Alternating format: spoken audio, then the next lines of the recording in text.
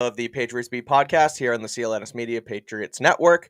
I am Mike Kadlick from CLNS Media, joined as always by 98.5 The Sports Hub's Alex Barth. A lot to get to today, as usual, but some news, some very important Patriots news surrounding the quarterback room.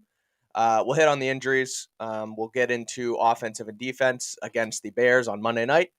Close it out with some Q&A with you all, and then we will touch on some Thursday night football. But let's get into the most important news of the week, Alex, and that is the Patriots signed special teamer Raleigh Webb off the off the Ravens practice squad this week. Probably a move that will sort of a follow-up to Cody Davis's injury, get another body in there on special teams. A guy who I believe went to the Citadel, undrafted rookie this offseason. Played a little bit with the Ravens in the preseason. Practice squad guy, was elevated back to their practice squad now, and then the Patriots signed him to the 53. Any initial thoughts on Raleigh Webb coming into the fold here? Again, seems like a special teamer mainly, but any thoughts? Yeah, just real quick, because I know people probably want us to get to Mac. I'm a little surprised they didn't give that spot to a tackle. I think we had talked about that earlier this week, how they could. I talked about it was this or the Sports Hub Patriots podcast or Catch 22 with Evan Lazar. I still think they need to add another tackle to the roster or the practice squad. They didn't fill either of those spots with the tackle, so that tells me they're not totally out on Isaiah Wynn yet. That's pretty much my reaction to it. Webb's going to help fill in for Cody Davis, but I thought they maybe had other guys on the practice squad through elevations who could do that. I thought they could have used another tackle. Yeah.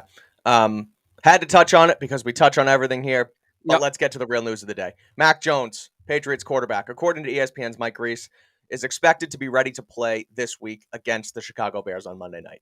Jeff Howe from The Athletic followed that up, saying that there is no QB competition controversy in New England and that when Mac's healthy, he is the guy here. Me and Alex were both down at Gillette Stadium. We got out at the practice field for about 15 minutes. Mac looked awesome. I tweeted out several videos of it. Alex had some updates out there too, obviously. Mac looked like he was moving better than we've seen since he was injured. He was running around the field, jogging with teammates. The first time we really have seen him in a jog since his injury. He was moving through bags very smoothly, hardly a limp anymore. Mac's ready. I think Mac's ready. Yeah, I mean, put those two together, right? Sorry, somebody pointed out that the YouTube video says Pats versus Browns. Put those two reports together, and it pretty much sounds like Mac is starting Monday night, right? Yep. Where it's okay, so Mac, when Mac's healthy, he'll start, and then the second report that Mac is available. Well, if he's available, that means he's healthy, and if he's healthy and he's starting, well, that means he's starting Monday night. So I think we kind of have our answer here. I know some people kind of got on Jeff for the wording of there is no quarterback competition in New England. I think that means as of the current moment. This doesn't mean that Bailey Zappi is going to get buried. It doesn't mean he's never going to get another chance. But Mac Jones, as I have said, as I have maintained, and I think you have too, Mike, I think you've been on this train that It's still Mac's team. It's still 100%. Mac's team. Bailey Zappi looked good, but it wasn't quite enough over a long enough period of time for Mac to lose his job. Does that mean Mac can't lose his job in the future? No, but it's still Mac's team when he's healthy. Yeah, like you said about the locker room type thing and being his team, I mentioned it on our postgame show. I had tweeted it as well, just the fact that Zappi had been winning over some guys in the room, so it seemed like everyone was, on Bailey's side. Even today, when Ramondre spoke to us after practice, he had said that he's impressed with Bailey and there hasn't really been a drop-off. I mean, that's what you're going to say about the guy who's been winning games with you. It's not like you're going to just push this guy to the wayside because he's the backup. Like, he won the guys over in the room too, but nobody was pushing Mac aside either. So it's his team just as much as it's anybody else's team. He's a captain. He's a leader of this squad. Again, looks like he's gearing up to play. I don't know what side that's coming from, whether it's Mac's camp or not, but clearly, like we talk about sourced information there, and Mac, it seemed like Mac made a clear effort to be jogging and running around practice today when he knew the media was there, to kind of get those reports out there like, I'm back, we're back. Right. Because he hasn't done that before. Yeah, no, he looked like a guy who's ready to play. 100%. And I've said this. I've said this before. Like when we were talking about it, I think really mostly going into the Lions game, right? Because everybody knew he wasn't going to play against the Packers. It was, well, he's out there practice. He's throwing the ball. Why can't he play? Well, there's that other element of he has to get up and down the field with the offense. And if you need to go in a 2-minute drill, is he going to be able to move the ball up and down is he going to be able to move himself up and down the field to, quick snap the ball and all that? So seeing him be able to jog out there today, I mean, that's, when Mike Reese talked about that last hurdle, and we still don't know what that last hurdle is, whatever it is. But I wonder if it's something related to that, if he can move well enough between plays, and that was the last issue, because with an injury like this, sometimes that can be sort of the last, whatever you want to call it, the last box you check. Right. And a note on that as we get into the injuries here. The Bears had, first of all, I guess we can take this off the table now. The Bears had no injuries on their report today. The Bears are healthy as they can be. So that's a good sign for them, but let's morph this into the injuries, because although Mac did move so well, he was still listed as the one notable thing about the Bears not having anybody on the injury report. Mm-hmm. All right, so N'Keal's full go. Let's go. Let's do this. The return. Yes, the return is more than on the table on this show. I'll give a little tease here. I have an actual score prediction for this Patriots game based on that news. So I'm actually going to give a prediction this time. Then you have to stick around for the entirety of Patriots Beat tonight, folks. So yeah, nothing to report on the Bears front. Early in the week, their first injury report, but no signs of any troubles there. So good news for Bears and Bears fans that they are coming into this one pretty much fully healthy since last week. Moving into the injury report, like I was saying about Mac, moving around very well. Talking about that last hurdle, he was still listed as limited in practice today. So we obviously don't know what that means in its entirety, but he was one of the guys listed as was not a full participant post us leaving the practice field. Right. But that can, I mean, it's tough to tell. That can mean so many different things, like you said. Sure. Did he come off the field 10 minutes after practice ended, or did he miss one drill? Right. Because he had, his ankle was flaring up a little bit. So he's limited. It's tough to read into that other than, all right, he's dealing with something. Right. He's still injured. So that's another thing. Right. They got to play by the rules, by the NFL's injury report rules. So by rule, they have to list him as limited. But again, Mac looks good. We'll get into that when we get into the offense. But the Patriots report is filled with guys, whether they were limited, full, or did not practice. I think the biggest, this is in my opinion, especially where this team is going or has been going over the last several weeks with the way they attack their offense. Damian Harris was a full participant in practice today with his hamstring injury. Harris injured the hamstring against the Lions 2 weeks ago. It was reported a few times that he was set to miss a couple weeks and that they were going to lean on Stevenson pretty heavy here. Obviously, the bulk has been on Stevenson the last 2 weeks, but Harris was a full participant, so it looks like he traveled to Cleveland last weekend, did not end up playing, but him being full go today is huge. I think that's a good sign that they'll be able to split the carries from the running back position on Monday night. Yeah, I mean, I'm a broken record at this point with, they need to be careful about Ramondre Stevenson, and he kind of talked about that today, how he's definitely starting to feel it. Getting Damian Harris back would be massive, because I don't think they're totally there yet with Kevin Harris. I know he got 3 touches last week. I don't think they're totally there yet with Pierre Strong. They could have elevated J.J. Taylor. They didn't. Yep. So to me, it's either Damian Harris or it's fully on Ramondre. And I think getting Damian Harris is going to be huge. Getting him back is going to be huge for Ramondre Stevenson, especially against this defense. This is a physical defense. They come to hit. Yep. They're very good against the run. So getting Ramondre some help would be big. Yeah, at the same time that I started saying on this very show that Ramondre needs the bulk of the carries and make him your bell cow and yada, yada, yada, Harris goes down, Stevenson's getting a crazy workload, and now I'm sitting here saying to myself, okay, they need Harris back to take some of this off his plate. So it should be good news for the running back room as a whole. So Damian Harris, a full participant today at practice. Some other ones, Mike Onwenu, ankle injury, was limited. Kendrick Bourne, turf toe limited. Jonnu limited. Barmore limited. But it looks like Barmore kind of dodged the bullet a little bit. People were kind of worried about his injury when he went down with the knee. Yeah, it looked a little scary. Yeah, it looked tough. He came off. I think there was some injury music, and they went to commercial if I remember correctly. So, but no, Barmore limited again. Looks like he dodged a bullet. So I guess that's good news. But Bourne being limited, Jonnu again being limited with they're banged up on offense with Onwenu as well. So, well, then Aguilar was a non-participant. Aguilar was also a I might have DNP with missed his that. That hamstring. might have been host not listening, and that one's interesting because as No, long yeah, as he's out, so he was limited all week last week, and now Yep. he's downgraded, and we know hamstrings can be tricky. So right. that was interesting for me to see. And as long as he's out, Tyquan Thornton's going to get a ton of chances, and I'm not saying he'll get no chances when Nelson Aguilar comes back, but could be another big week for him, especially against a rough pass defense. Yeah. Good, like you said, good chances for Thornton there. I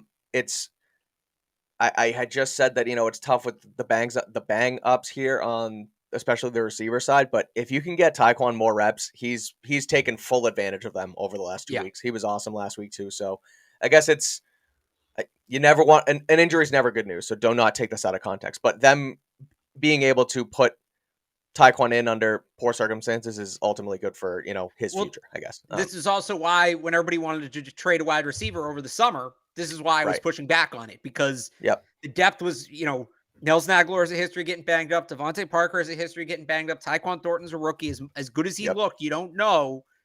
They were going to need all this depth, and boom, here we are. And if they were down to even one of these guys, you'd be talking about LJ Humphrey playing a significant role, or them having to go to Trey Nixon or Lynn Bowden here. Like, they're in a comfortable spot right now because they didn't end up pulling the trigger on any of those trades. I mean, those rumors even came up last week, as Jeremy Fowler reported that there was interest in Kendrick Bourne. There's interest in them potentially moving Aguilar too. So they're both, I don't want to say down, but they're both a little banged up right now. So you got to keep those guys around because again, they're gone and there's not much else behind them. So Jonnu Smith again limited, but I think he played last week. He did play last week. He looked pretty good. He had a couple seam throws and whatnot. But the one that I'm wondering about is Mike Onwenu because he popped up today. He's been huge at the guard position. A guy who we talked about last show was always, when he originally came in his rookie season, he was really good and they stuck him at guard. He came in as a tackle, then they stuck him at guard and he was great. The 2 years after that, he was kind of shuffled around the offensive line a little bit. He's a quality player, but he's best when he is stuck at one position. As he is at guard this year, he's been phenomenal.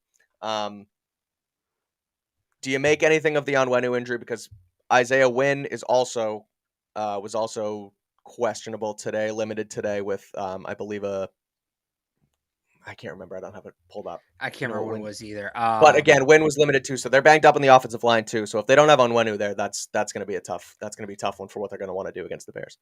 Yeah, and Wynn was a shoulder injury. Oh, right, okay.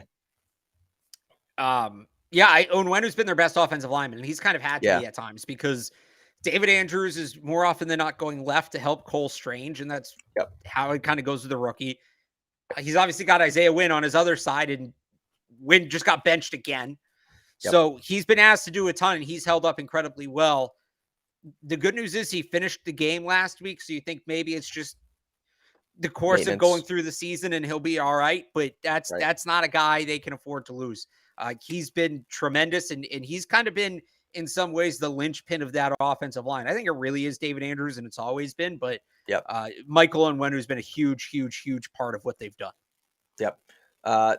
Another one that, now that I have the full report up in front of me, that is going to be interesting to see how it plays out is Lawrence Guy with his shoulder. He's limited.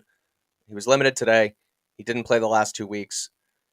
He was limited the last 2 weeks against two teams in the Lions and the Browns that now that we're looking at the title, Browns Bears is going back and forth on me. Did not play against the Browns, two teams that have really good run offenses, and they were able to pretty much shut them down to get to the win. This week, same thing. The Bears, their pass offense is nowhere near the strength of their offense. They rely on the run game a little bit as well. We'll get into that more in depth, but Guy looks like he's limited again here. Looks like he's on the right direction to potentially play, but how important would it be to have him out there on Monday? Yeah, he'd be a big addition, but they've played the run incredibly well without him. So if they can let him get healthy, I know people have talked about this with Mac Jones. I think it's a wildly different conversation at the quarterback position. But if they can let Lawrence Guy get healthy, I think they can let him get healthy, right? I think they should. They can afford to. the way that Right. defensive line's played. Carl Davis has played maybe the best football he's played since getting to the Patriots. Obviously, we know Dietrich Wise is having a career year. Christian Barmore, assuming he's healthy, has played well. I'm fine if they let Lawrence Guy take his time coming back. I think that it's not a knock on Lawrence Guy. They've played very well up front. And Raekwon McMillan's fully healthy now, coming down from the second level, another run stopper, so that'll help as well. Yeah. And the last one here, did not play last week.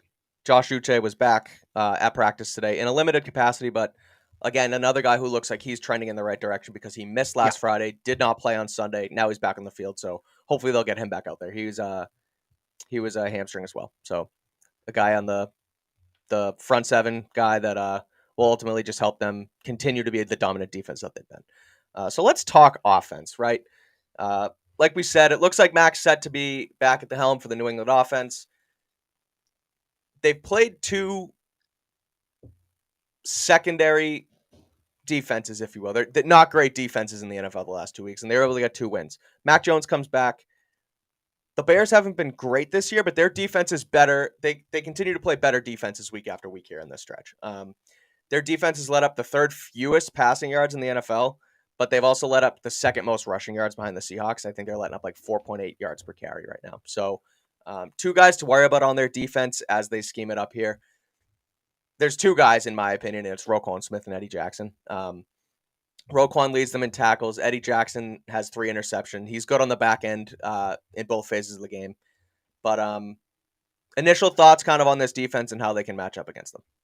Yeah, the first thing I look at when I look at a defense, and you kind of just got to it there, is do they have playmakers at all 3 levels?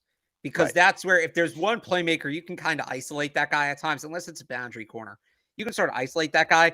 I would say the Bears have at least one playmaker at all 3 levels. The guys you mentioned, Roquan Smith, Eddie Jackson. I would also throw Robert Quinn into that category personally, coming off that strong side edge. So, and they've got, in terms of support behind those guys, the big one for me is Jaquan Brisker. I think Jaquan Brisker is fantastic. I really thought he was going to end up a Patriot, if we're being honest. You've said that about a lot of guys in this NFL. My draft board is like 80 players. Okay.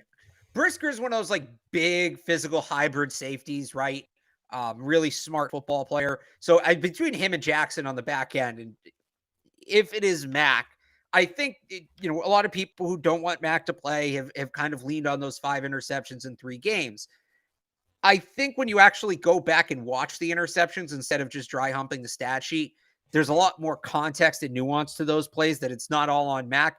That being said, I think where he did ultimately run into trouble on those plays, and maybe other plays that weren't picked off but should have been, are he lost track of lurkers defensively. He lost track just of kind of guys on the back end who maybe don't have a true assignment other than follow the quarterback. Eddie Jackson's going to do that. Jaquan Brisker is going to do that at times.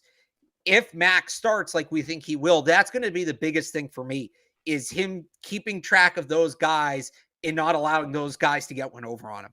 I think if he can do that, I like Trent Brown against Robert Quinn. I like, at the very least, that should be a neutral matchup. Roquan Smith, they can kind of work their way around. Maybe you're running more on the outside to get him off the ball. Maybe you're pulling guards, so there's somebody meeting him when you get through the hole. To me, it's in the passing game, Mac Jones not letting those 2 safeties take advantage of him. And then on the flip side of that, I said this going into the Lions game, they got to attack in the slot. Kyler Gordon is a rookie who a lot of people thought was a fit for the Patriots. I did not. I didn't have him very high on my list, oddly enough. Yeah, right. He's allowed 33 catches on 44 targets for 383 yards. I mean, he has gotten beat up badly in the slot. I kind of talked about when we led up to the Lions game, you want to make things easy for Bailey Zappi. It's his first NFL start, throw the ball to the slot. Well, you also want to make, Mac Jones' first live action in 3 weeks. It's supposed to be raining, so that compounds everything, right? You want to make things easy for him, give him those quick release options. That would be Jacoby Myers. And that's a matchup against Kyler Gordon that he should absolutely win. 100%. I think, again, that's where I was going to go in this next sort of part on the offense here, is attack the hell out of Kyler Gordon, a guy out of Washington, like you said, a top corner off the board. But again, he's struggled so far early in his career against the Bears or with the Bears. I think it's probably due to, like you said, teams just now know that they can attack him, and now they automatically put him in a bind and they match up their best players on him. Right. Pat's got to continue to do that with Jacoby in the slot. The other thing, like you said, with Mac Jones and making him continue to feel comfortable, I've said it. It sounds like a broken record the last 3 weeks, but also with the addition of Mac Jones in here, they got to keep running this offense the same exact way they've called it the last 3 weeks with Zappe at the helm. Run heavy, run first, set up play action, quick routes, 2-man routes, get guys in space. The same stuff they've run with Zappe, that's exactly how you get Mac acclimated back into the NFL against a team like the Bears, who pretty good against the pass, but Patriots can scheme it up against them just like they've done the last few weeks. Good matchup, like you said, with Jacoby on Gordon. Got to worry about Eddie Jackson in the back end. Worry about Roquan in the run game. Leads them in tackles. But again, it seems it's another favorable matchup as long as they continue to run this offense the way they have with Zappe. Yeah, that's kind of the big question, right? Is it what is the driving force behind the elevation of this offense? Is it 6 weeks in, they've kind of learned what the strengths are and they're playing to it? Or is it there was the Mac offense and there was the Bailey Zappe offense, and that's that? It's a clear line of demarcation. If it's the first thing, I love Mac in this new offense, all that play action stuff. I think it's a version of what they were doing last year, right? Mm-hmm. But there's opportunity for more aggressive throws. There's more opportunity to attack down the field, especially with Tyquan Thornton. And that was really the big thing coming into the summer, right? What's the biggest thing you want to see for Mac Jones? I want to see him kind of test the secondary a little bit more in the intermediate and deep parts of the field. If it's the second thing, nope, that was Bailey's offense and he ran that and it's Mac's offense. No, it can't be that. It didn't work. It's not just that it didn't work for Mac, it didn't work for anybody. And I'm sorry, in the NFL, especially when you have this running game, and if there's one thing we know about this offense, Mike, when they get that gap power scheme going, they can run the football. Yep. There's no excuse to run play action as little as they did. None. Yep. That needs to, and under center play action, that needs to continue to be a part of their offense. Most of those big plays Bailey Zappe hit came off and were a result of under center play action. That needs to continue to be a thing. It has to. And again, it's the idea that they came into this summer of pushing the ball downfield and utilizing the increased arm strength, if you will, of Mac Jones and playing to the level that other offenses in this league play at. It makes sense from, a 30,000 foot view, but when it clearly doesn't work with the personnel you have, and I get that, they've brought in guys like Tyquan Thornton now who can stretch the field, and a guy like Devontae Parker who is a downfield guy, contested catch type guy. It made sense to integrate that into your offense, but it can't be the lone thing with this spread them out, no play action nonsense. Like I'm trying to pull it up right here that Evan Lazar tweeted from Patriots.com. Interesting nuggets from Next Gen Stats. The passing plays with this is incredible. Passing plays with just five blockers in pass protection. They ran 81% of the time. Mac only had 5 blockers. Zappe, 51% of the time he only had 5 blockers. They have guys in there. They're running play action. They're running, like you said, not like airmail offense. You're again scheming it up in essentially an easier read for your quarterback, and that's what they have to do with Mac Jones at least to start. Integrate, like you said, the deeper downfield throws that Mac was hitting. Don't forget about that. He made some of the best throws of his career against the Ravens in the game that he got hurt. A couple like Kendrick Bourne, and I believe to Aguilar, he had a few. So like he has the ability to do it, but you have to scheme it up better for him. And what's weird for me, people keep they look at that stat and they say, oh well, they had to make the offense easier for Bailey Zappe. They shouldn't have to for Mac Jones. Why wouldn't you want to make the offense easy for your quarterback? Right. Like that's kind of what this whole, pulling your hair out, screaming thing since the summer has been. Why are they making this harder than it needs to be? If it works, it works. The level of difficulty shouldn't really matter as long as you're putting points on the board. So it really felt like they were putting it, and I said this before Mac got hurt. It really felt like they were just putting everything on Mac's shoulders to start the season. And that's a wild ask of your second-year quarterback. I don't care how good of a rookie season he had.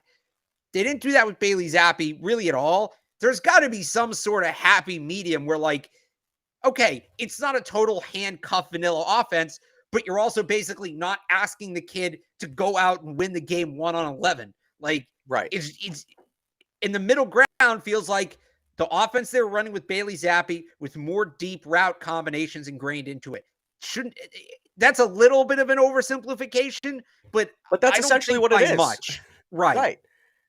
And like you're saying, it's a really good point that you bring up. It's like, why wouldn't you want to make it easier? It's not like they're dumbing it down to a wing T offense that Right. they're running 3 passing plays a game and winning games 15-10 on their defense and only putting up just enough. They've scored 29 and 38 points over the last 2 weeks. They're scoring points with the offense being simpler, still scheming guys up. It's not like they're not scoring the football like other teams in the NFL. They're literally it's scoring against points. bad defenses. They do need to be a bit more explosive, but not. Of course, I don't think a ton. Like, but you get the point. We're on the same page, right? Here. Yeah. What them succeeding against these defenses tells you at least the basic framework is in place, right? 100%. Build off. Nobody's saying run the same offense they ran. Maybe some people are, but I'm not saying run the same offense against Detroit and Cleveland, but use that as the base and build off of the it instead of around it, building off of whatever that was the first 3 weeks. 100%. So yeah, I think again, Stevenson now, they'll run this offense like we said, run it basically the same way as Zappi, at least as a baseline. We mentioned it in injuries, but Damian Harris being back is huge because they're going to want to establish the run. Stevenson has to be your one, but he needs help spelling. He needs help with a spell back because Kevin Harris, Pierre Strong just didn't do it last week. I don't see them giving them opportunities here again if Harris is out. I mean, they may have to in theory, but they'll continue to maybe get some jet sweeps in there with Thornton again. Pass the ball more, get guys on like quick outs to establish a screen is essentially a run play if you scheme it up correctly. Huge to have Harris back. I think that's a big piece for their offense this week is having Harris back. If he's back, even him being a full participant, I don't know. I'm not convinced yet. Hamstrings are just tricky, right? The report was multiple weeks. It would be huge having. Like, I don't disagree with anything that you said. If he plays, right. I'll believe it when I see it. I think I don't know. I default to that report, and I know the theme of this week is kind of don't believe everything you read on the internet. But I still think that he's a week away. Hamstrings are weird, man.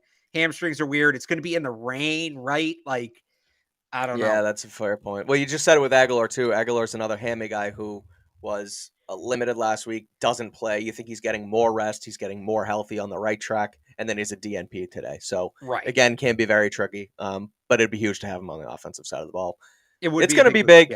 It'll be a big boost. The biggest boost, I've said it till I've been blue in the face, is going to be Mac. I think Mac needs to get comfortable. We've beat it up. We've beat it on the head for the last 15 minutes now. But Mac being in there is going to be ginormous for this team. I really think so. I think it gives them, as much as they're winning and as much as we keep, I guess, not we, because I haven't really, it's out there. The QB controversy is out there. But the longer we keep pounding that narrative, the worse it gets internally because they listen.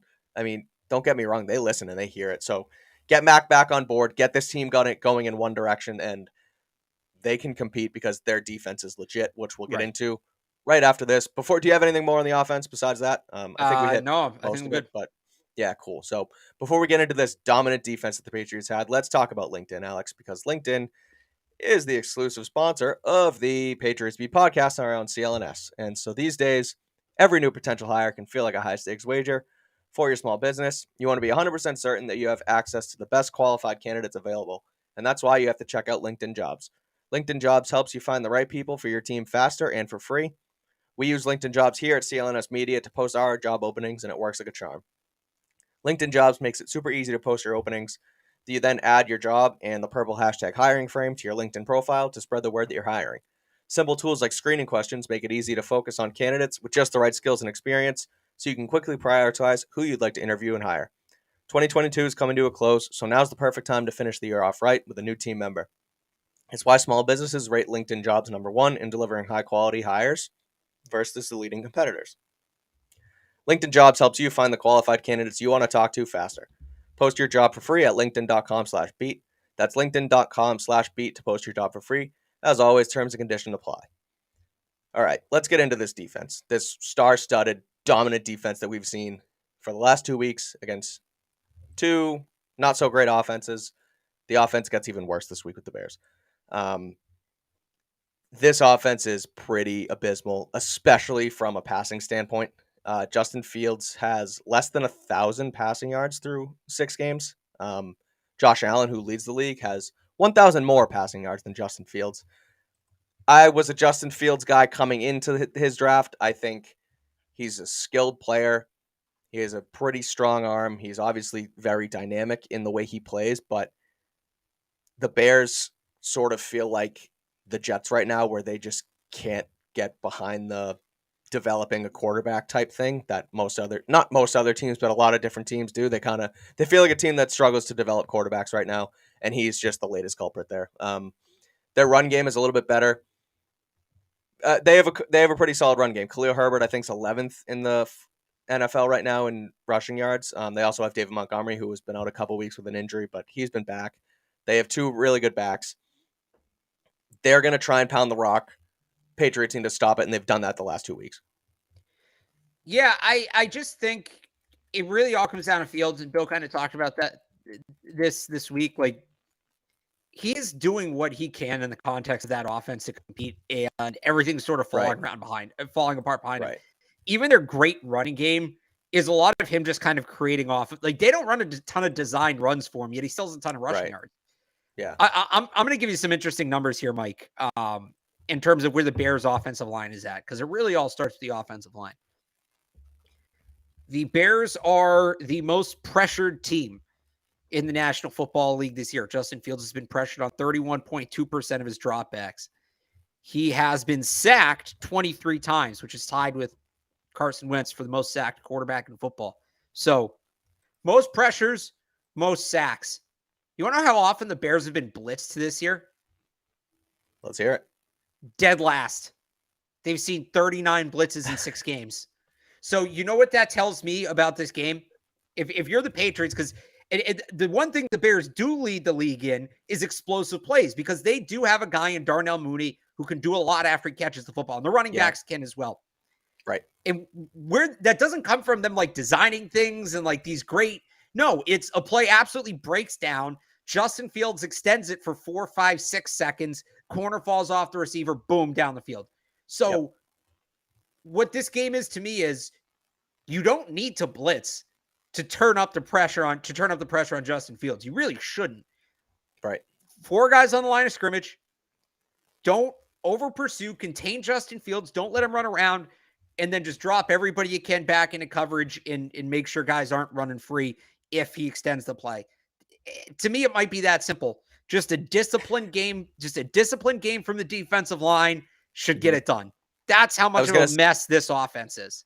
The NFL, it's not a simple game. It's the hardest game to coach. It's the hardest game to play, the hardest football game to play, hardest football game to coach in the world. The game plan this week, it really does. It feels that simple. It's a team that, like, you get after them with no blitz, and the Patriots, whose secondary has been really impressive this year, you hold them in the secondary, and it feels like a really good recipe for success. It's a bit similar recipe, like I said, to what they've had against the Lions and the Browns, whose run game is clearly better than the pass game. And they've stopped the run, and they've held up the pass. They've made the quarterback beat them, and it feels like that's going to be the same recipe here. Make Justin Fields beat you. A much more dynamic quarterback, like we've said, than the last 2, but I don't know. I feel like if the pass rush, there were some times, especially in that Lions game, where I thought maybe Jared Goff, had he been more athletic, would have had a chance to make some plays. Sure. As long as the defensive line is disciplined, they're not over pursuing, they should be fine. That's what it comes down to me. Dietrich Wise, Matthew Judon, not allowing him to get around the edge, and then Barmore, Godshaw, whoever it is in the middle, just getting their hands up in those passing lanes. Yeah, I mean, talking about it, looping the injuries back in like I've done the last couple times, but like you think about Lawrence Guy being on the inside to stop the run, but they've had success without him the last 2 weeks. And Barmore hopefully will get some reps in there, but like they don't have to rush Lawrence Guy back because they've been so well at. You brought up the stat last week with Chubb. he got his carries, or he didn't get his carries, but like he had like 2 chunk plays, and besides that, his yards per carry was like less than 3. So they contained the run to win the football game without Lawrence Guy and Barmore for most of the game. They don't need to rush. I don't think they should rush Guy back now that I'm really thinking about it and talking it through here directly on this podcast with you. They just need to continue to contain the run like they did. I mean, it really feels that simple. Yeah. That's, I mean, not much more notes on defense for me because this Patriots secondary, I feel like pretty much clearly matches up better. Like they're better than this receiving core for the Bears. I think taking away Cole Kmet with Kyle Duggar is a simple task. I think whether they run man or zone here, realistically, they match up. I mean, Mooney's their best receiver, and I think that mix Jalen Mills and Jonathan Jones against a guy like Donald Mooney, the Patriots win that all day. Jonathan Jones, he's fast, but Jonathan Jones should be able to run with him. Exactly. So it's, I mean, the game plan's there. They just need to execute it. They've executed it for 2 weeks. They really have the momentum. Judon talked about that today when Dan Roach asked him kind of what they're doing and how they're playing so well. And it's like they're just really gelling right now as a unit. And I think they'll continue to do that on Monday night. Yeah, I would agree with that. That's realistically easy game plan on defense. So for y'all in the chat, I think we can open this up to some Q&A.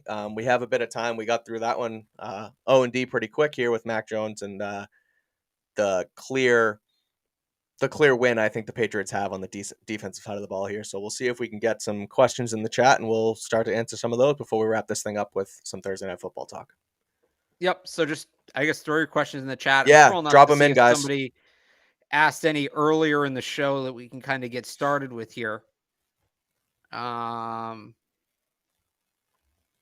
Nope, maybe not. Not seeing any questions. Any news here. on Ty Montgomery? Yeah. Oh, Bill still won't give us an update on him. So no. It's nothing really. Yeah. It's weird. I saw him in the hallway today. We were at Gillette. I saw him walk by in the hallway. I said, "What's up, Ty?" He seems like he was in good spirits, but so he's in the building. There you go. Yes, he was in the building. All right, I'm going to bring this one up because I see people talking about it. This happened or was noticed right after we started the show. Your favorite, Alex. Your favorite drama. Yeah. It's interesting. Is that you? Well, look, his job is sort of up in the air. Is this a sign that he's been told he was benched? Could be. Maybe it's just clearing the clutter. I don't know. I don't think it means he's getting traded. Some people on Twitter asked me about that. I don't think it means he's getting traded. Speaking of trades, I'm going to guess this means is Nelson getting traded, I think is what this was supposed to say. Yeah. I don't really know what the value would be at this point. Like, no. Is any team going to come calling about him? Right? He hasn't shown it. He hasn't shown anything of necessary value where you're going to get anything back that's reasonable. Right. I don't know. Like, the trade's not going to be there. And in regards to it opening up the cap space, it's such a different circumstance now than it was at in camp. That right. Could they trade him if they wanted to? Probably. He's still, as much as people are down on him, he's still good depth. Right. And I don't know that trading him is ultimately going to be worth losing that depth. You're not going to get anything. It's going to be, if you trade Nelson Agholor at this point, it's probably him in a 7th for a 6th. That's just not worth burning the depth right now, especially when you don't really free up any money. Right. Will Marcus Jones get more snaps at slot cornerback this game? I'm just going to read them too in case we got some people listening not on YouTube. So next question. That's a good call. You're the host. Will Marcus Jones get more snaps at slot cornerback this game, Alex? I'd like to see it. I mean, he's been playing more and more, right? If Jonathan Jones doesn't play, he definitely will. I think that's part of the reason he played more last week. I've been saying I want to see him more on defense, and it's kind of been a gradual increase, which is the same with Jack Jones. He just started from Marcus Jones wasn't playing. Jack Jones started at about 30% and has been gradually increasing. So I think we'll see him a little bit more. I don't know about a ton, but yeah, I do think, I think he's done enough in the last 2 games where he's actually somewhat been featured defensively that he hasn't given them any reason to take him off the field. Again, I think the increase in snaps will be gradual, but he's given them no reason to play any less snaps. And that kind of is really all you can ask for from a rookie, especially in the Patriots system. They're always going to bring guys along slowly. But if they're not giving him a reason to decrease the snaps, they're trending in the right direction. Right. Mixing this into this next question here, is John Jones back? John Jones was limited at practice today with his injury. Not much more insight than that. I think that he was probably close to a game time-ish decision last week. He was limited as well. I think there's a good chance he's back this week, and I think it would actually be huge to have him back to take Mooney out of the offense completely and make them beat you with Fields and N'Keal Harry, basically. Yeah. I mean, I'd like to see him back, and like you said, it'd be a great game to have him back for the speed. Right. I don't know, I don't have an update on where his ankle's at. I will say the fact it's likely going to rain sort of makes it that much trickier to project with some of these guys with lower body injuries. So that's just one thing I'd keep in mind. I want to bring this one up because I think this is a good point. Does Brian Hoyer get cut now? I doubt it. I seriously doubt it because he's so valuable, especially when you have two young quarterbacks. Right. He's so valuable in that room as another coach, as a teacher. They rave about kind of the work he does in the classroom, in the film room. They might leave him on IR. Right. But I can't. There's zero reason for them to cut him. They shouldn't cut him. They should not cut him. And that's what I was going to say, just about, leaving him on IR, keeping him in the building. Like, when we were in the locker room today, I walked by Garrett Gilbert's locker, and I was like, Mac back, Zappy, clear backup. Is this it for Garrett Gilbert? But if you keep four guys in that quarterback room, it's not a bad place to be at. You can continue to keep Gilbert on the practice squad. You have a body there who now is slowly but surely learning this offense that over the last 2 years, and Hoyer can still be the heads guy and Gilbert can be the body. So I think both of them end up sticking around throughout the rest of the season. There's no point in cutting Hoyer, like you said. Right. And as somebody, I just said he's very valuable. Somebody said, how valuable are we talking? Well, on IR, I mean, what value are you losing by keeping him on IR? And even if they want to bring him back, it's probably for Kevin Harris, who isn't really playing anyway. So, yeah, I would say you're not missing out by giving him a roster spot. The value when he's on IR, he's on IR. It doesn't take up anything. Right. Even when he's on the roster, I think the value he adds as a teacher, and they can't make him a coach. They just can't. It's not going to happen. It's not going to happen. At least not right now. You're in the building more. You make less money. He doesn't want to be a coach. We need to put that narrative away. Right. You literally work when more. He retires, we can talk less. about it. When he retires, we can talk about it. Yeah. I believe he said he'd be interested in getting into coaching, but the point is he's not going to do it until he absolutely has to, right? Right. Like you said, less money, you're in the building more. But if none of the 32 teams are going to pay you to be a player, well, then that's the only way you're getting in the building. That's what I mean by we talk about it when he retires. Yeah. Here's an interesting one. Nope, not that one. What happened to Devin McCourty? Haven't seen him out there. You want to go first on this one, or no? Go for it. Yeah, I think that he's been, with some of the injuries, he's been tasked into some coverage situations that haven't gone great for him. I still think he's played well when he's in that traditional deep safety role. I would like to see them putting him less in one-on-one coverage, though. I don't really know where that's coming from. They haven't done that in a couple of years, so I understand why he looks a little out of place there, because he is sort of out of position. He's a guy who's good in his role, and he's a guy that they maybe trust a little bit too much now, if you will, for, crap hits the fan. We need Devin to go play a position that we might not have had him do necessarily, like you said, in a position like one-on-one or, whatever the case may be. They're like, oh, Dev can do it, and he gets caught up sometimes because he's getting to that age. But, I mean, he's still valuable in the role that he plays here. So, yep. Here we go. I think this is a question for Mike. Who are the Lancers? The Worcester State Lancers, Worcester, Massachusetts, Division III football team. And why do you have that helmet on your wall? And why do I have it? Because I played backup quarterback, Division III football for 4 years. There you go. I was the clipboard guy. Mike was the Bailey Zappi of Worcester State. Exactly. They all had Kadlick fever.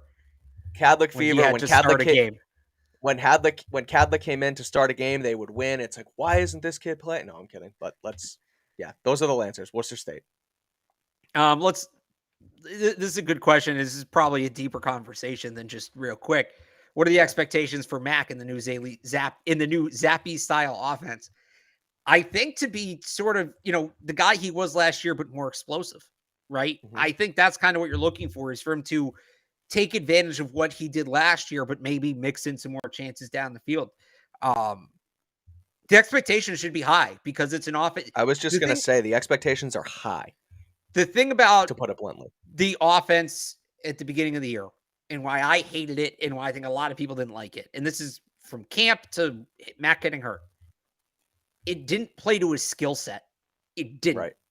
And I don't care who your quarterback is. You know, people act like tailoring an offense to a quarterback is some sort of sign of deficiency about the quarterback. No, every offense, the Bills' offense is tailored to Josh Allen. The Chiefs' offense is tailored to Patrick Mahomes. Like, you tailor the offense to your quarterback or you're dumb. And it just felt like they were kind of getting away from that. This offense that they're running with Zappe, because Mac and Zappe have similar skill sets. Maybe Mac has those skills at a more advanced level, but the prototype is the same. The archetype is the same. This is an offense that's tailored to Mac Jones' skill set. He should be better in it. He should be 100%. I think the expectations, like you said, I think they're really high. Not in a bad way, but it's like, okay, Zappe succeeded in the offense the last 2 weeks. Mac is in theory a better quarterback than Zappe by pretty much all accounts, besides maybe mobility a little bit. They should be high. He's another year in the NFL. Again, I think that this should have been the offense all along. And if Mac's behind center, even if he's at 85, 90%, I expect big things from him on Monday night. Yeah. Yeah, I agree with that. If you don't have a question, I have one for you because you'll love this one. Okay. I don't know what the line is. I haven't looked at the props yet for this game, but if N'Keal Harry's over-under is 1.5 receptions, Alex, are you taking the over? Take the over on targets. He's got to catch the football. But yeah. I mean, teams do this, right? He's coming back. It's no secret it didn't end well here for him. There's probably, I don't want to say there's bad blood, but he probably doesn't have a favorable feeling towards the Patriots organization. If he plays, I would think the Bears give him a couple chances. Now, how those chances will go is a bigger question. But I would expect if he plays, they've got 2 or 3 plays in the playbook meant to kind of get him open. Well, the receiver and end arounds and stuff like that. Yeah, the receiver room isn't that great in Chicago. I mean, Darnell Mooney. It's Darnell Mooney in a drop. The guys that are playing are all tiny. They need that size. Like, they're kind of counting on, and you know, we've been there. They're kind of counting on N'Keal Harry to fill a role here and kind of help unlock their quarterback. Don't look forward to anything, Bears fans. Yeah. Yeah. I mean, they're Bears fans. They don't need to be told that. But, yeah, right. Fair. I'm going to say, well, I you know what? I think it goes over on targets. I think he ends up with 4 or 5 targets. I think he ends up with a carry, like an end around. Interesting. They're going to have him locked down. I actually think Jack Jones is a really good matchup for him. And I think they're going to put Jack Jones on him. Unless they're running him screens, I might go under 1.5. I really might. Targets over. I don't know if you could bet targets. Targets over. So you think he'll get 5 targets and he'll miss 4 of them? I love that. You are not an N'Keal Harry guy. Well, I mean, some of it's the quarterback and it's the whole offense. That's the whole thing. Right. So. Yeah. Here's one. Potential trade targets for the deadline. I talked about it a little bit on this show. I wrote about it on CLNSmedia.com. I really think the Patriots should go after Shaq Thompson with the Panthers fire sale. I like what the Patriots defense has done this year. I've talked about it on the show plenty of times. I've tweeted about it. It's a thing. The Patriots defense has been legit. Their movement towards faster linebackers this offseason has been pretty good so far, but they're still relying on guys with slower feet who have played well, like a Jelani Tavai. Don't get me wrong. I'm not going to talk bad about Tavai anymore, but he plays that hybrid position, Shaq Thompson. He only makes $1.1 million this year, I believe. Shoots up next year, though. Yeah, I know, but that's a next year decision. I mean, I think he's a guy who would fit this system and kind of the versatile playmaker they like. So he's my one trade target. He's my one trade target is Shaq Thompson from the Panthers. He's a guy I definitely think they should go after in the offseason. Totally think they should go after him in the offseason. He'll be on an expiring contract with the $24 million cap hit. So that screams get him on cheap money on an expiring deal, then rework the contract. Or get him for lesser value on expiring deal and rework the contract. I think he's 28. Yes, he'll be 29 next year. Turn that last remaining year, split that money up into 3 years, add some new money on the back end. Like, love that in the offseason. right now, this doesn't feel like the kind of team where they're going to make a major addition. Like I could see them doing something like Isaiah Ford, if anybody remembers who that is, when they traded for him in 2020. They gave up like a conditional 7th to get him, and he never actually played. This doesn't seem like a deadline team to me. I don't think this is going to be a very active NFL trade deadline. I just don't think it. There's very few teams that like who's really trading. Okay, the Panthers are. The Panthers. But everybody else is sort of in it, right? There's not a ton of teams that are totally out of it right now. So I just don't think there's going to be a ton out there at the deadline. And the Patriots aren't in a position to buy as much as other teams, teams like the Chiefs, teams like the Eagles, teams like even the Giants. So I don't see them making that big move. I think the Panthers are a really interesting one to revisit in the offseason. Really interesting to revisit in the offseason. Especially if they should hire Gerard Mayo. I mean, he'd be a perfect fit there. And then maybe they have good young studs on defense. Right. You find somebody he likes here and you can work something out. But I don't think that they're going to make a big move at this deadline. What about this? I mean, they could. I don't think they will. I don't think they will either. He visited the Vikings today. Did he? He's visiting everywhere. I know. Nah, he's going to Kansas City, Buffalo, or back to LA. Yeah, he's not going to come here. He's just chasing a ring. Yeah, exactly. All right. I think that's Kendrick Bourne trade value. I mean, again, we kind of talked about that before. Yeah. The value's low. I know Robbie Anderson's not a perfect comp because he obviously got traded due to extenuating circumstances, but you're not getting any. You're not going to get a pick in the top 100, maybe not the top 150. So teams aren't going to give up a ton for him right now. That's something again you revisit in the offseason. Right. Agreed. I think that's a good place to wrap on the Q&A, Alex, unless you see any more good ones in the chat. I think we're good. I think we can put a bow on Patriots versus Bears preview. Again, we will let's wrap this up quickly with Thursday Night Football because I told you. No, I got a game. I actually have a prediction. You know what? You're totally right because so do I, and I will quickly go into it. There will be more on clnsmedia.com with my full gambling prediction. The Patriots are 9-point favorites. I believe the total is 40 points. I'll have to double check that. It might be a little higher, but I think Patriots win. I think they cover. I think Mac comes in. I think they run the offense right. I don't think the Bears score a lot of points. Like you said, it's going to be a rainy Monday night. I think the Patriots take care of business again and they beat them big. You'll be able to read more on CLNS when you see it, but Alex has a prediction, which is I actually have a score prediction. So let's hear it. There have been 7 instances, 6 individual players, where a former Bill Belichick first-round draft pick came back and faced the Patriots as a member of another team at Gillette Stadium. It's happened 7 times, 6 players: Daniel Graham, Ben Watson, Dominique Easley, Vince Wilfork twice in 2016, once in the regular season, once in the postseason with the Texans. Nate Solder came back with the Giants in 2019. And last year, Malcolm Brown came back with the Jacksonville Jaguars. So 7 games. The Patriots are 7-0 in those games. They have won by an average score of 35-12. So assuming N'Keal Harry plays, it would be the 8th such game of a former first-round pick coming back to face the Patriots at Gillette Stadium. And by the way, some of the scores from these recent games, last year, 50-10. The Giants game with Nate Solder, 35-14. They shut out Vince Wilfork's Texans, 27-0. They beat Daniel Graham's Broncos, 41-7. Assuming N'Keal Harry comes back, it will be the 8th time Bill Belichick faces one of his former first-round picks at Gillette Stadium. The average score of those games, again, 7-0. Patriots 7-0. Average score of 35-12. I think you see where I'm going with this. Patriots 35, Bears 12. And I don't know if that's 4 field goals or them just screwing up a bunch of PATs or whatever. Maybe a safety, but 35-12. There you have it, guys. That is the first time in my short-ish reporting career here that I have ever heard a final score prediction come out of Alex Barth's mouth. And it's complete nonsense. It's not actually based on anything. Complete nonsense. But there you have it, folks. 35-12 Patriots this weekend against the Bears on Monday night. It'll be a fun one. Me and Alex will both be there. Hang on. I got to drop this in real quick here. Okay. This is just tweeted out by Mark Carmen. He covers the Bears. Okay.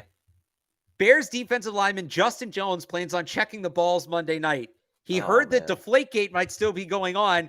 First thing you think of when you hear the name Bill Belichick? Deflated balls, Justin Jones.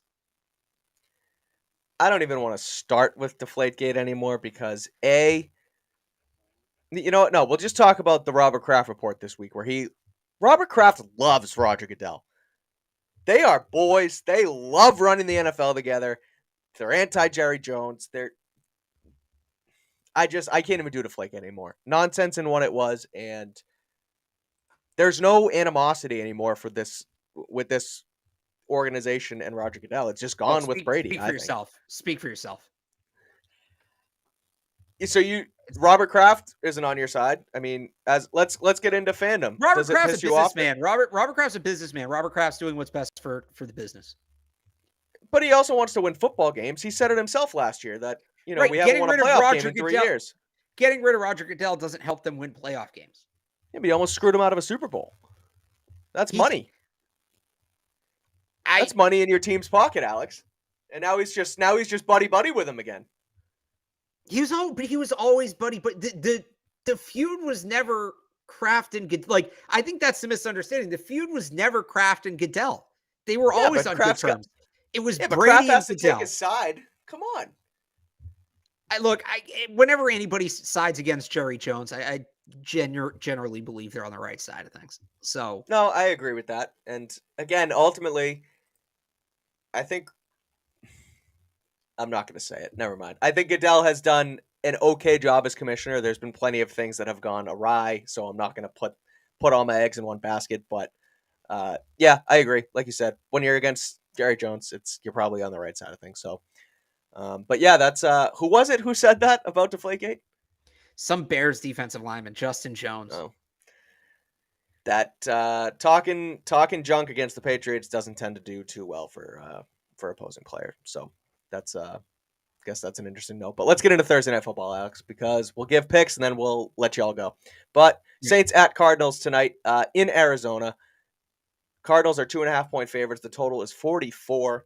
Andy Dalton seems to be at the helm for the Saints. I believe they're giving Jameis Winston another week to rest.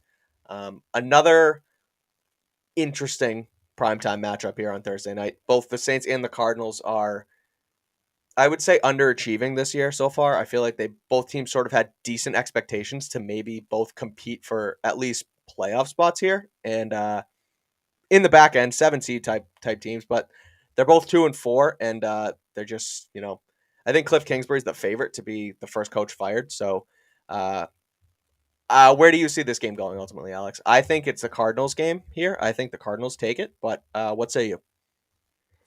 Well, do you know what happened today in the world of video games? I can't say I do. The new Call of Duty game dropped. Oh, so I'm going to take the Saints. Okay. I'm going to take the Saints. All right. Kyler Murray, if you don't know, Kyler Murray, a big video gamer, signed a big contract extension this offseason. In the fine print was that he had to watch a certain amount of film a week outside of the football office, and he could not do so well playing video games. So Kyler Murray, always on COD. There's plenty of stats, too, that come out where, when there's double XP weekends and different events and things like that, he loses, he throws interceptions. It's great. It's good stuff. So COD came out. So I have a hard time picking the Cardinals now, quite frankly. I'm taking the Saints. Yeah. All right. I like it. There you have it, folks. I think something about Kyler, he actually plays pretty good on primetime games. I remember there was one game, I think they played the Seahawks on Monday Night Football, and I can't remember if they won or not, but he's an electric player to watch. I mean, I don't know about, his future with the Cardinals and where they'll go with Cliff and all that, but they're a fun team. They get DeAndre Hopkins back tonight from his 6-game PED suspension. So should be a fun one. So go check that out. We will wrap here. That's our predictions. I got Cardinals. Alex has Saints. Last week I won. Just saying. I had the Commanders and you had the Bears. Yeah, so. I put too much. I put too much stock in Carson Wentz just being super deflated over what Ron Rivera said. But yeah, we'll see. We'll see if my nonsense pick hits this week. Yes, Yes, we're against each other tonight. So there you have it. Patriots beat on this lovely Thursday. Patriots play Monday night, so that's why there's an extra day in here, and this was the first injury report of the week, etc. But I'll be at Gillette Saturday. Alex will be there the rest of the week. We'll both be there Monday night to have you all covered. He'll be on 98.5 The Sports Hub. You can check him out there. I'll be on clnsmedia.com, as well as you can follow us both on Twitter. I'm at Mike Kadlick, and he's at Real Alex Barth. Again, the Patriots welcome the Chicago Bears to Gillette Stadium for Monday Night Football with an 8:15 kickoff. Mac Jones set to be back. We went through it all here in the podcast, so please check it out. Thank you all for listening. We will be back next week for 2 podcasts again, so we will see you then. Thank you all.